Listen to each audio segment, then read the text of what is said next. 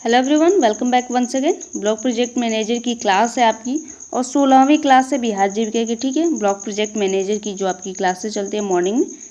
ये भी मैं बता दूं कि बस इस हफ्ते ही आपकी क्लास चलेगी। ठीक है, 20 या 21 तक आपका जाएगा ये चैप्टर। 20 या 21 तक आपकी ये जो वीडियोज चल रही है क्लासेस वो जाएंगे। इस हफ्ते आपकी सैटरडे तक कोशिश रहेगी कि सैटरडे तक आपकी जो क्लास है वो पूरी तरह से कंप्लीट हो जाए। ठीक है, हालांकि आपको पता है कि जो वीकली आपका जो टेस्ट होता था वो नहीं हो पाया, तो उसके लिए मुझे थोड़ा सा समय जो क्या हुआ, थोड़ा सा बीच में समय कम मिला, इसलिए जो क्लासेस ड्रॉप हो गई। हालांकि आपकी इस हफ्ते की जो क्लासेस है वो पूरी तरह से कंप्लीट हो जाएंगी। इस हफ्ते जो आपका चैप्टर है ये ब्लॉक प्रोजेक्ट मैनेजर का जो सब्जेक्ट नॉलेज का चैप्टर है वो पूरी तरह से कंप्लीट हो जाएगा। ठीक है, चलिए स्टार्ट करते हैं। यहाँ पे हम लिवलीहुड प्रमोशन को देखने वाले हैं और उसमें जो सारी चीज़ें दी गई हैं उसी को हम यहाँ पे कवर करने वाले हैं। चलिए स्टार्ट करते हैं। यहाँ पे अगर बात करें कि जो लिवलीहुड प्रमोशन का मतलब होता है आजीविका संवर्धन। ठीक है, आजीविका संवर्धन का मतलब होता है कि रोजगार के जो साधन वगैरह हैं, अपॉर्चुनिटीज़ वगैरह को डेवलपमेंट करने की बात की, तो उसी की ये कुछ सब पॉइंट्स दिया हुआ है, उसी को हम देखने वाला है। तो कह रहे हैं कि सस्टेनेबल लिवलीहुड्स फ्रेमवर्क SLV यानी संपोषणीय आजीविका संवर्धन, ये क्या होता है। तो अब देखते हैं कि इसको क्या कहते हैं, क्या होता है और उसकी क्या क्या मुख्य बातें हैं। तो कह रहा है कि संपोषणीय आजीविका ढांचा एक शक्तिशाली विश्लेषण उपकरण है जिसका उपयोग गरीबी को समझने और आजीविका को बेहतर बनाने के लिए हस्तक्षेपों की योजनाओं बनाने में किया जाता है। तो ये सिंपल से कह रहा है कि ये इसका जो ढांचा है यानी इसका जो स्ट्रक्चर वगैरह है, मेनली जो गरीबी वगैरह है उसको समझने, यानी गरीब कौन है, कैसे, किन कारणों की वजह से गरीब है उनको समझना है और फिर उनको क्या करें कि आजीविका के बेहतर बनाने के लिए हस्तक्षेप हो, यानी कुछ योजनाओं के माध्यम से या कुछ प्रोग्राम्स लाकर उनके लिए क्या करना है, आजीविका के बेहतर साधन प्रोवाइड कराना है। ठीक है, तो संपोषणीय आजीविका संवर्धन का सिंपल सा मतलब समझ लीजिए कि कह रहा है कि गरीबी को पहले तो समझना है कि गरीब कौन है, क्यों है, किस कारण की वजह से, और फिर उनके लिए जो आजीविका यानी रोजगार के साधन उपलब्ध कराने की बात करेगा। ठीक है, यहाँ पे करते हैं अंडरस्टैंडिंग द फ्रेमवर्क। इसकी कुछ जो मेन बातें हैं क्या है।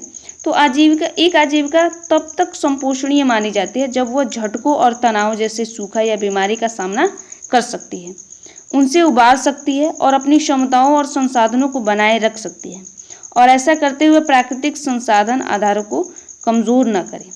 ठीक है, तो सिंपल सा इसका मतलब है कि जो संपोषणीय का मतलब यानी सस्टेनेबल का मतलब होता है स्थिरता प्रदान करे, लॉन्ग टर्म परफॉर्मेंस जो होता है। जैसे मान लीजिए आपको जो खेती वगैरह है, कृषि वगैरह क्या है, ये शॉर्ट टर्म होती है। जैसे अगर बारिश वगैरह हुई या फसल बर्बाद हो गई तो क्या होगा, पूरी तरह से जो आय वगैरह है वो खराब हो जाएगी। लेकिन संपोषणीय जो होता है ना, किसी भी मौसम किसी भी परिस्थिति में वो स्टेबल बना रहता है, यानी आजीविका का जो साधन है वो नुकसान नहीं होता है। जैसे मान लीजिए कि किसी की शॉप है, जैसे एक बिजनेस, मान लीजिए कि एक किसान है जो खेती वगैरह भी करता है और उसकी एक छोटी सी शॉप भी है, तो अब वो जो आजीविका उसका है खेती के साथ साथ जो उसकी शॉप है वो क्या होती है, एक सस्टेनेबिलिटी यानी एक स्थिरता प्रदान करती है उसको। इस जिसे क्या कहेंगे, संपोषणीय कहेंगे, यानी वो लॉन्ग टर्म परफॉर्मेंस में भी रहेगी। जैसे अगर मान लीजिए खेती वगैरह ख़राब हो गई तो वो क्या करेगी कि उसकी जो आजीविका का जो स्रोत है, वो जो उसने बिजनेस स्टार्ट किया या जो शॉप डाली है, उससे उसका इनकम जनरेट होता रहेगा। ठीक है, इसके कुछ मुख्य बातें, मेन जो पॉइंट्स होते हैं आप उसको ध्यान में रखिएगा, क्या मेन इसके पॉइंट्स होते हैं।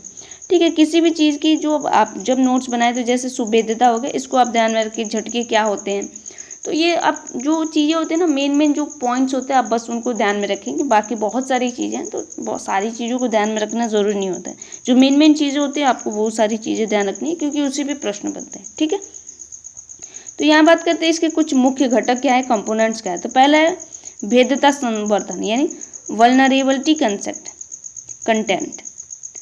कंटेक्स्ट। वह बाहरी वातावरण जिसमें लोग रहते हैं और उसमें शामिल होते हैं, जैसे झटके यानी शॉक्स, अचानक आने वाली घटनाएं जैसे बाढ़, महामारी या संघर्ष वगैरह, जैसे बाढ़ हो गया, तूफान हो गई, कोई बीमारी आ गई या कुछ और किसी कारणवश जो होता है संघर्ष वगैरह, जैसे मान लीजिए कि क्या होता है कि दंगा फसाद जैसी चीज़ें आती हैं तो वो होती हैं। उसके बाद प्रवृत्ति यानी ट्रेंड्स है, जैसे दीर्घकालिक बदलाव, जैसे जनसंख्या वृद्धि या आर्थिक परिवर्तन के कारण भी सारी चीज़ें चेंजेस होते रहते हैं। और उसमें मौसमीता यानी सीजनैलिटी यानी कीमतों, रोजगार, खाद्य उपलब्ध और चक्रीय परिवर्तन।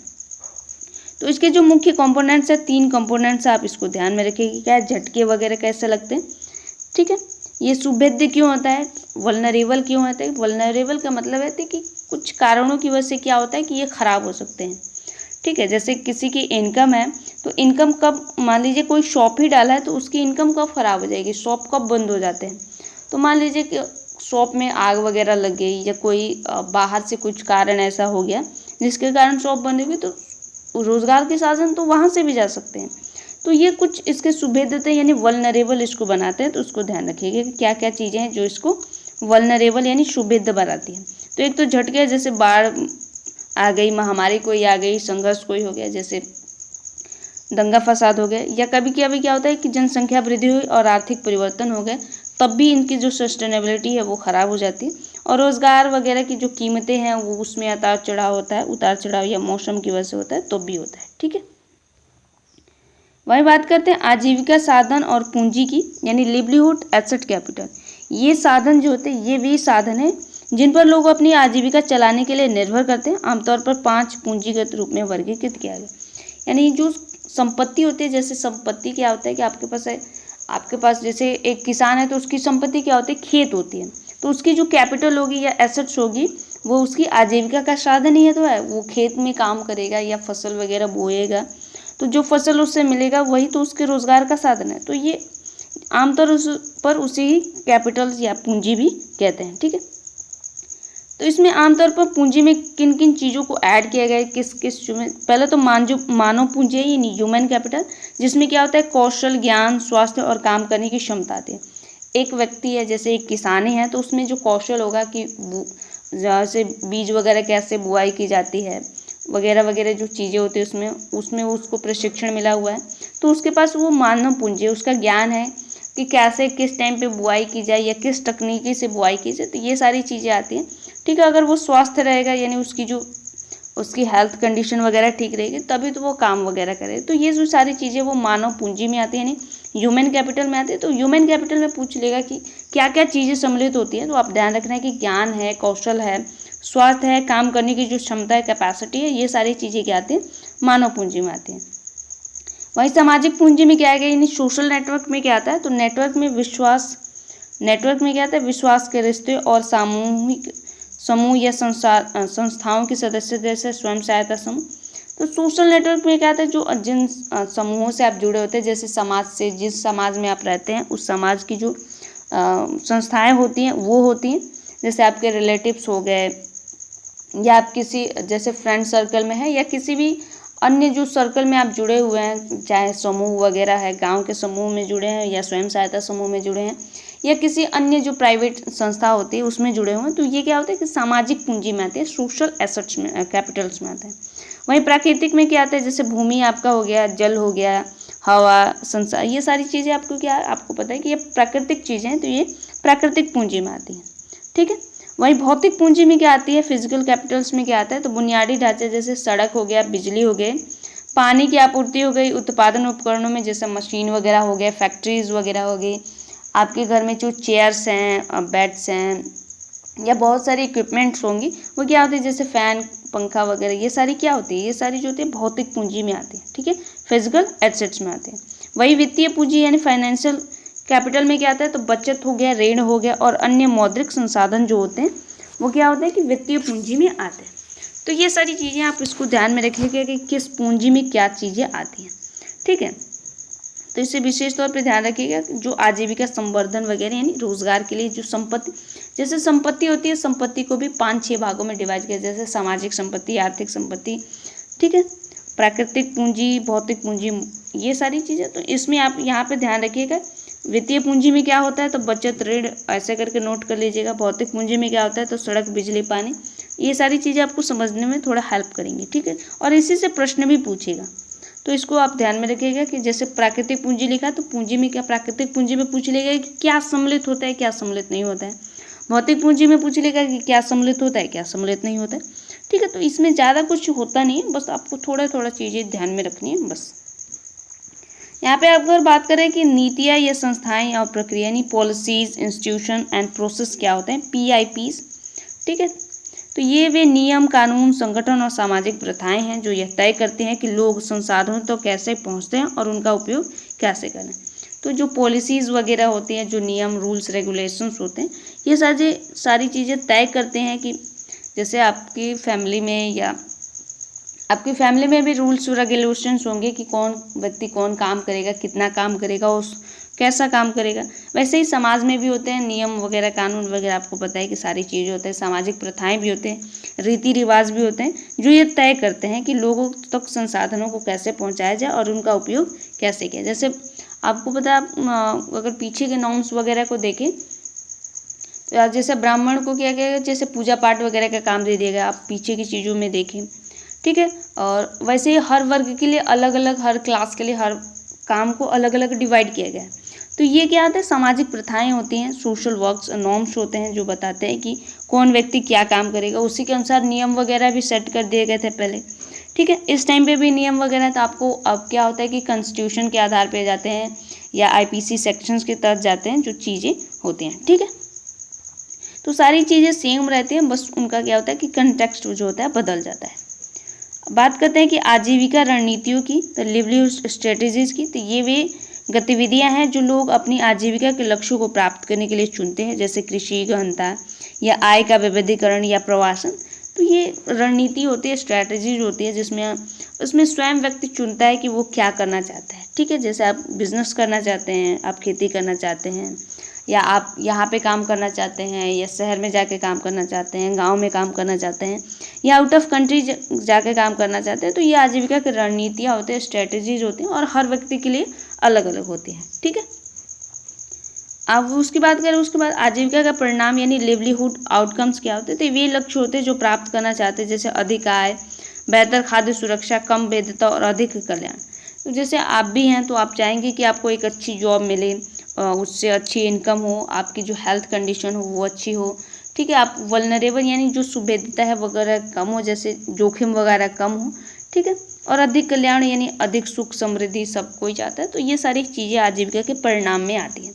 जैसे आप कोई भी बिजनेस स्टार्ट करते हैं तो आप चाहेंगे कि उससे इनकम अच्छा हो, इनकम जो हो अच्छा हो, खाद्य सुरक्षा यानी आपकी जो मंथली इनकम या जो आपकी फैमिली की जो चीज़ें, ज़रूरत की जो चीज़ें हैं वो सारी चीज़ें पूरी हों, ठीक है। और जोखिम कम हो, आपके बिजनेस में लॉसेस होने की संभावना कम हो, और अधिक से अधिक आप लाभ कमा सके। तो ये सारी चीज़ें क्या होती है, आजीविका के परिणाम में आती हैं, ठीक है। तो ये बेसिक सारी चीज़ें, ये व्यवहारिक सी चीज़ें आप अपने दैनिक जीवन में सारी चीज़ों को देखते हैं। जब इनको आप अपने दैनिक जीवन में अप्लाई करेंगे तो आप देखेंगे कि हमारे आसपास की ही सारी चीज़ें हैं, बस हमको क्या होता है कि यहाँ पे समझना पड़ रहा है, ठीक है।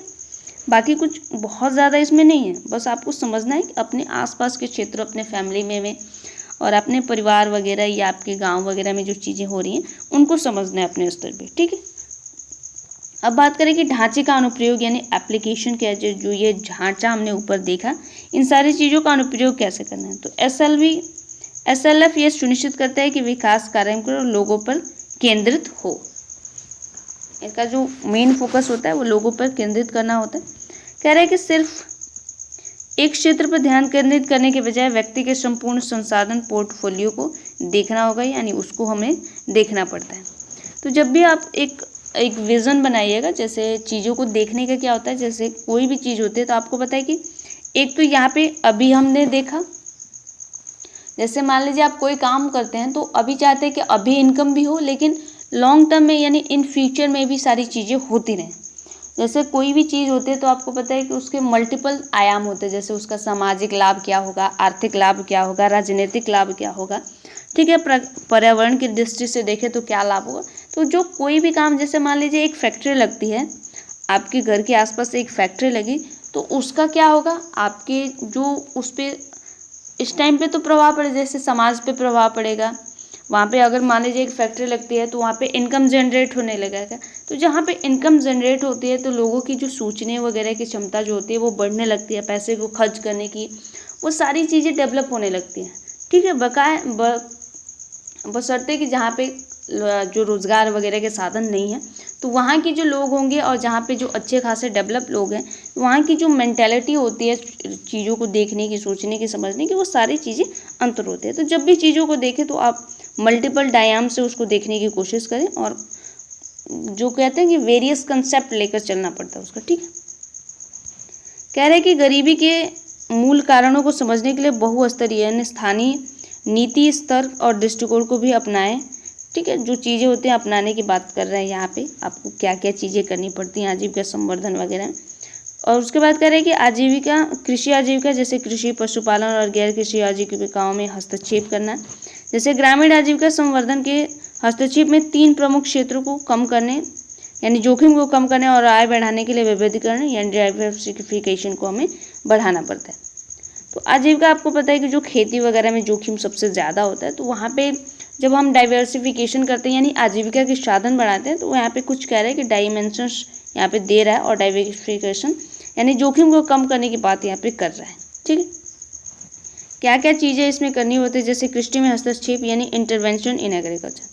पहले तो उत्पादकता और टिकाऊपन में वृद्धि करना है, जैसे चावल हो गया, गहन प्रणाली यानी सिस्टम, राइस इंटरफिकेशन या साइज है, या गेहूं की गहनता प्रणाली और गैर रासायनिक कीट प्रबंधन जैसे टिकाऊ और कृषि पारिस्थितिक प्रथाओं को बढ़ावा देना।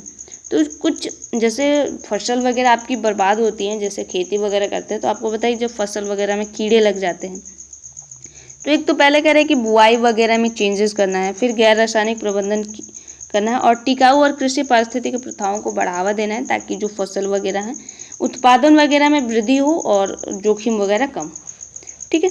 उसके बाद कह रहे हैं कि फसल विविधीकरण, जैसे एकल फसल के बजाय बहु फसल मॉडल और उच्च मूल्य वाली फसलों जैसे बागवानी को अपनाने के लिए किसानों को प्रोत्साहित करना। जैसे फसल विविधीकरण में क्या होता है, जैसे एक तो क्या होता है कि एक ही खेत में 2-3 टाइप की फसलें बोई जाती है। जैसे आप मान लीजिए कि गेहूं वगैरह की खेत है, तो आपको पता है उसमें सरसों वगैरह डाल दिया जाता है, मटर वगैरह डाल दिया जाता है, तो 2-3 टाइप की होती है। इसके साथ ही साथ कह रहा है कि कृषि के अलावा भी जैसे बागवानी फसलें जैसे फल वगैरह हो गई, सब्जियां वगैरह हो गए, तो उनको फूल वगैरह हो गए, उनको उनकी तरफ भी इनको क्या करना है कि किसानों को भेजना, ताकि आय का जो है अन्य स्रोत भी प्राप्त हो। इसके साथ साथ जल प्रबंधन की बात करें यानी सिंचाई की दक्षता में सुधार के लिए जल संचयन और सूक्ष्म तकनीकी को बढ़ावा देने की भी बात करें। यानी अगर कोई भी खेती की जाती है तो आपको पता है कि पानी की उसमें आवश्यकता होती है, तो आपको पता है एक ड्रिप सिंचाई होती है यानी बूंद बूंद जो करके या छिड़काव वगैरह किया जाता है। और इसके साथ साथ एक होता है कि बहुत ज़्यादा पानी फ्लो कर दिया जाता है खेतों में, तो ये सारी चीज़ें होते हैं, उसमें भी प्रबंधन करने की ये बात कर रहा है। दूसरा कह रहे हैं कि पशुधन में हस्तक्षेप, ठीक है। कह रहा है कि पशु स्वास्थ्य और नस्ल में सुधार करना, जैसे पशुओं को दरवाजे पर ही पशु स्वास्थ्य शिविर और पशु पालन विस्तार सेवाएं जैसे टीकाकरण, कृत्रिम गर्भाधान प्रदान करना, ताकि पशुधन की मृत्यु दर और बीमारी कम हो। तो आपको पता है कि जो किसानों के इनकम का एक अन्य स्रोत भी होता है पशुपालन, जैसे मुर्गी हो गया, बकरी हो गया या गाय भैंस हो गए, वो सारी चीज़ें पालते हैं। तो उनके कह रहे हैं कि उनकी जो नस्लें हैं उनके स्वास्थ्य वगैरह उनकी नस्लों में सुधार करना, ताकि उनकी मृत्यु कम हो, ठीक है, उनकी मृत्यु कम हो, उनकी बीमारियां कम हो और जो किसान की इनकम हो उससे बढ़े, ठीक। उसके बाद कह रहे थे उद्यमिता को बढ़ावा देने यानी दुग्ध उत्पादन के लिए डेयरी, बकरी पालन, मुर्गी पालन जैसे छोटे पशुधन आधारित उद्यमों को आय के एक नियमित स्रोत के रूप में स्थापित करने में भी सहायता करना। तो आपको पता है कि क्या होता है, एक ये सबसे बड़ा इनकम का स्रोत भी होता है। उद्यम स्टार्ट करते हैं, जैसे खटाल वगैरह खोले जाते हैं, बहुत सारे भेड़ बकरियाँ गाय भैंसे आपने देखा होगा कि हज़ारों की संख्या में कई किसान पालते हैं, तो ये एक बिजनेस भी हो जाता है, यानी एक उद्यम के तौर पे भी स्टार्ट कर देते हैं इसको, ठीक है। लेकिन बहुत सारे किसान ऐसा नहीं कर पाते हैं। हो सकता है कि आसपास के आपके जो किसान हैं, आपने देखा भी होगा कि 1-2 भैंस वगैरह रखते हैं, इससे ज़्यादा उनके पास कैपेसिटी नहीं होती उनको खिलाने वगैरह या रखने वगैरह की। हालांकि बहुत सारे किसान क्या होते हैं कि वो 100-200 हज़ार भी रखते हैं, तो वो उनके बिजनेस के तौर पे हो जाता है। हालांकि जो 1-2 रखते हैं उनके जो आय का थोड़ा सा स्रोत बना रहता है, ठीक है। कह रहे हैं कि गैर कृषि आजीविका यानी इंटरवेंस इन नॉन फार्म लिवलीहुड्स। तो इसमें कृषि आजीविकाओं में क्या क्या चीज़ें आती है, यहाँ पे ध्यान रखना है कि नॉन फार्म लिवलीहुड्स में क्या क्या आता है। तो ये गतिविधियाँ ग्रामीण आय का एक बहुत बढ़ा हुआ हिस्सा है और कृषि क्षेत्र पर निर्भरता को कम करती है। ठीक है, कैसे कम करती है यहाँ पे देखिए, स्टार्टअप ऑफ उद्यमिता कार्यक्रम SVP जैसी योजनाएं ग्रामीण गरीब महिलाओं को गैर कृषि क्षेत्रों में सूक्ष्म उद्यम स्थापित करने में सहायता करते हैं। आपको बताया कि हमने सेल्फ हेल्प ग्रुप्स में देखा था, तो स्टार्टअप ग्राम उद्यमिता कार्यक्रम को देखा हुआ है, शायद आपको याद होगा। इसमें क्या कहते हैं, महिलाओं के क्या जैसे सेल्फ हेल्प ग्रुप्स के माध्यम से उनको क्या किया जाता है कि छोटे छोटे उद्योग धंधे स्थापित करने की बात की जाए। जैसे इसमें क्या होता है, कृषि प्रसंस्करण यानी एग्रो प्रोसेसिंग, स्थानीय हस्तशिल्प आता है, मरम्मत सेवाएं, गैर कास्ट उत्पादन या संग्रहालय और मूल्य संवर्धन, सारी चीज़ें आती हैं। तो ये नॉन फार्मिंग होती है, यानी खेती से संबंधित ये नहीं होते हैं। यहाँ पे ध्यान रखना है कि नॉन फार्मिंग कह रहा है तो ये खेती वगैरह से संबंधित नहीं होते। जैसे कृषि वगैरह क्या होगा, खेती का कृषि प्रसंग, जैसे मान लीजिए कि आलू एक खेत में उगाया जाता है, उसकी प्रोसेसिंग करके क्या चिप्स बना दिया जाए, तो ये प्रोसेसिंग यानी इंडस्ट्रीज उद्योग धंधों में चले जाते हैं। वही हस्तशिल्प हो गया, स्थानीय जो हस्तशिल्प होता है, हाथ से जो कढ़ाई की जाती है, बनाई जाती है चीज़ें। मरम्मत सेवाएं हो गई, या काष्ठ वगैरह यानी लकड़ी वगैरह के जो उपकरण बनते हैं, जैसे मान लीजिए कि फर्नीचर वगैरह हो गए, या अब जो ये कुम्हार वगैरह जो मिट्टी के बर्तन वगैरह बनाते हैं, ये सारी चीज़ें आती हैं, तो जो गैर कृषि में आती है, यानी खेती वगैरह से संबंधित नहीं होती, वो अन्य स्रोतों में आ जाती है। सूक्ष्म उद्यमों जैसे कौशल विकास और बाजार लिंकेज को बढ़ावा देना, ये सारी चीज़ें हैं। कह रहे कि आजीविका संवर्धन की सफलता के लिए कुछ महत्वपूर्ण त्रिकोण हैं। क्या क्या, 3 कोण बता रहे हैं, ये त्रिकोण बता रहे हैं, तो 3 इसके मेन चीज़ें हैं। क्या क्या चीज़ें इसमें देखते हैं। पहले कह रहे हैं कि सूक्ष्म उद्यम को बढ़ावा देने यानी प्रमोशन ऑफ माइक्रो एंटरप्राइजेस, ग्रामीण क्षेत्रों में व्यक्तिगत या सामूहिक जैसे सेल्फ हेल्प ग्रुप्स के माध्यम से छोटे व्यवसाय शुरू करने में सहायता करें। तो आपने देखा है कि जो सेल्फ हेल्प ग्रुप्स होते हैं उनके माध्यम से क्या कहता जाता है कि थोड़े थोड़े पैसे मिलते हैं उसमें से, और उससे आप एक बिजनेस स्टार्ट कर सकते हैं। तो सूक्ष्म उद्यमिता को बढ़ावा देने की बात करें, इसमें पहला है वित्तीय सहायता। तो कहाँ से मिलता है, तो पैसा तो आपको जो है सेल्फ हेल्प ग्रुप्स या सहकारी समितियों के माध्यम से माइक्रो क्रेडिट और व्यवसाय शुरू करने के लिए पूंजी तक पहुंच सुनिश्चित कराते हैं। तो आपको क्लासेस में आपको ने बहुत बार देखा है कि सेल्फ हेल्प ग्रुप से क्या होता है कि आप जो होता है कम ब्याज दर पे आप वहाँ से पैसा उठा सकते हैं छोटा बिजनेस स्टार्ट करने के लिए। उद्यम शिक्षा, उद्यमिता शिक्षा, नए उद्यमों और व्यवसाय को योजनाएं बनाने, रिकॉर्ड रखने और उद्यम जोखिम प्रबंधन जैसे प्रबंधकीय कौशल प्रदान किया जाता है। तो इसमें जो चीज़ें होती है सेल्फ हेल्प ग्रुप्स में, ये सारी चीज़ें आपको मिलती हैं। जो मेंबर्स होते हैं सेल्फ हेल्प ग्रुप्स को, उनको ये सारी चीज़ें प्रोवाइड कराई जाती हैं। उसके बाद आता है कौशल विकास यानी स्किल डेवलपमेंट। तो ग्रामीण युवाओं और महिलाओं को रोजगार और स्वरोजगार के लिए तैयार करना इसका काम होता है, यानी कौशल विकास के माध्यम से। जैसे मांग आधारित प्रशिक्षण, बाजार की ज़रूरतों के अनुसार व्यावसायिक कौशल प्रदान करके, जैसे सिलाई, मोबाइल की मरम्मत, जैविक खेती तकनीकी आदि चीज़ें की जाती हैं। ये जो होता है दीनदयाल अंत्योदय योजना आपने देखा, उसमें क्या किया जाता है कि जो युवा वगैरह हैं उनको क्या किया जाता है कि मार्केट में जिस जॉब की डिमांड है, यानी जिस पोजीशन के लिए डिमांड है, वैसे ही उनको प्रशिक्षण प्रदान किया जाता है। जैसे मान लीजिए कि मार्केट में आया, कंप्यूटर से रिलेटेड आया, तो कंप्यूटर प्रशिक्षण देकर उनको क्या किया जाएगा, जॉब के लिए रेडी करा दिया जाएगा। मोबाइल की मरम्मत के लिए आया, या जैविक खेती के लिए, या सिलाई के लिए आया, तो उनको उस टाइप की प्रशिक्षण दी जाएगी ताकि वो जॉब कर सके। तो ये मांग आधारित प्रशिक्षण होते हैं, यानी मार्केट में जैसी डिमांड होती है वैसे ही लोगों को तैयार किया जाता है। ठीक है, उसके बाद कह रहे हैं कि सामुदायिक संसाधन व्यक्ति यानी CRPs का निर्माण, समुदाय के भीतर से ही कृषि सखी जैसे खेती के लिए, पशु सखी पशुधन के लिए, और वन सखी वनोपज के लिए प्रशिक्षित कैडर तैयार करना, जो अन्य परिवारों को ज्ञान और सहायता प्रदान करते हैं। तो ये जो व्यक्ति होते हैं सामुदायिक संसाधन व्यक्ति होते हैं, शायद आपने देखा है 1 या 2 क्लास पहले ही हमने इसको पढ़ा भी है। तो ये क्या करते हैं, प्रशिक्षण वगैरह काम करते हैं। ये वही व्यक्ति होते हैं जो सेल्फ हेल्प ग्रुप्स में यानी गरीबी रेखा से बाहर आ जाते हैं सेल्फ हेल्प ग्रुप्स की मदद से। तो इनके पास जो कुछ स्किल होता है वो इसके लिए यूज़ करते हैं। ठीक है, बाजार लिंकेज है, यानी मार्केट लिंकेज की बात करें तो ये क्या करता है, उत्पादों को उनके उत्पादकों द्वारा उचित मूल्य दिलाने के लिए बाजार से जोड़ना है। यानी अगर मान लीजिए आपने प्रोडक्शन किया है तो आपको अच्छी वैल्यू मिले, आपके जो भी आपने उत्पादन किया उसका अच्छा दाम मिले, इसके लिए आपको बाजार से जोड़ना या बाजार में बेचना आवश्यक होता है। तो सामूहिकरण यानी कलेक्टिवाइजेशन, यानी उत्पादों की सौदेबाजी की शक्ति बढ़ाने के लिए उत्पादक समूह या किसान उत्पादक संगठन बनाना। तो आपको पता है कि जो सेल्फ हेल्प ग्रुप्स होते हैं उसमें जो क्लस्टर लेवल फेडरेशन होता है ये सारे वो काम करता है। ठीक है, एक सामूहिक कलेक्टिव एक फॉर्म बनाता है जिसमें सभी किसान एक साथ चीज़ों को बेचते हैं या जो चीज़ों की वैल्यूज़ होती हैं उस पर डिस्कशन वगैरह करते हैं। ठीक है, मूल्य संवर्धन है वैल्यूडेशन, प्राथमिक उत्पादन की बिक्री के बजाय प्रसंस्करण, ग्रेडिंग, ब्रांडिंग और पैकेजिंग में सहायता करना। जैसे मान लीजिए कि एक किसान है, उसने बहुत सारा आलू का प्रोडक्शन किया, तो अब क्या किया जाए, उसको प्रसंस्कृत किया जाएगा, यानी उसको क्या किया जाएगा कि उन्होंने क्या किया, एक बिजनेस स्टार्ट किया, चिप्स फैक्ट्री लगाया उन्होंने, तो अब उसकी चिप्स फैक्टरिंग करेंगे, उसकी ग्रेडिंग वगैरह, ब्रांडिंग वगैरह, पैकेजिंग करेंगे और उसको मार्केट में सप्लाई करने का काम वगैरह वो साथ में करेंगे। ठीक है, कह रहे हैं कि सीधी बाजार पहुंच यानी बिचौलियों को कम करने के लिए उत्पादकों को सीधे बड़े संस्थागत खरीदारों से जोड़ना, यानी जो सेल्फ क्लस्टर लेवल जो फेडरेशन होता है वो ये सारे काम करता है, यानी जो सेल्फ हेल्प ग्रुप्स के मेंबर्स हैं उनके प्रोडक्ट्स को बिकवाने का काम, या सीधे जो बिचौलियों के जो मध्यस्थ होते हैं उनको हटाकर वो सीधे मार्केट में जोड़ता है, या जो बड़े खरीदार होते हैं उनसे जोड़ने का काम करता है। डिजिटल लिंकेज यानी उत्पादों को बेचने के लिए ई कॉमर्स प्लेटफॉर्म और अन्य डिजिटल बाजारों का उपयोग करने में भी सहायता करते हैं। जैसे आपने फ्लिपकार्ट हो गया, अमेजोन हो गया, मीशो हो गया, इस तरह के आपको पता है बहुत सारी, मिंत्रा वगैरह, पता नहीं कितनी सारी चीज़ें चल रही हैं। तो ये जो चीज़ें होती है ये ई कॉमर्स प्लेटफॉर्म्स होती हैं। इसके साथ ही साथ बहुत सारी अन्य भी प्लेटफॉर्म्स हैं जहाँ पे आप इलेक्ट्रिक माध्यम से बेचते हैं चीज़ों को।